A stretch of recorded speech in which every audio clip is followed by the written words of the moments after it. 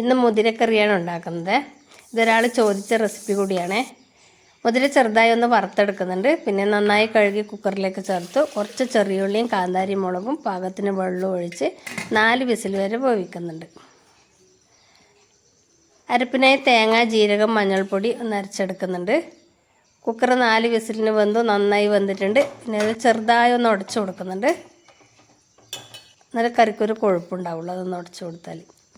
അതിലേക്ക് മഞ്ഞൾപ്പൊടി, മുളക് പൊടിയൊക്കെ ചേർത്ത് ഉപ്പും കൂടെ ചേർത്ത് അടച്ച് വെച്ചൊന്ന് നന്നായി തിളപ്പിച്ചെടുക്കുന്നുണ്ട്.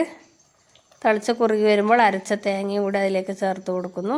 ആവശ്യത്തിന് വെള്ളം ഒഴിച്ചു കൊടുക്കുന്നു. പിന്നെ ഇതിലേക്ക് നമ്മൾ കുറച്ച് പുളിവെള്ളമാണ് ഒഴിച്ചു കൊടുക്കുന്നത്. ഇത് പുളിവെള്ളം കൂടി ഒഴിക്കുമ്പോൾ നല്ല ടേസ്റ്റാണ്. ഇത് വേണ്ടാത്തവർക്ക് ഒഴിവാക്കാം. ഇതുപോലെ ഒന്ന് ഒരു പ്രാവശ്യം ഉണ്ടാക്കി നോക്കൂ. കറിയൊക്കെ തിളച്ച് വരുമ്പോൾ കടുക്, ഉണക്കമുളക്, കറിവേപ്പില, ചെറിയുള്ളി വറുത്തിട്ടു. വെളുത്തുള്ളി വേണ്ടവർക്ക് വെളുത്തുള്ളി കാച്ചി ഒഴിക്കാം. നല്ല ടേസ്റ്റിയായ കറി റെഡി ആയിട്ടുണ്ട്. ഇതുപോലുള്ള നാടൻ കറികൾക്ക് വേണ്ടി എൻ്റെ പേജ് ഒന്ന് ഫോളോ ചെയ്തിടണേ. അപ്പോൾ താങ്ക് യു.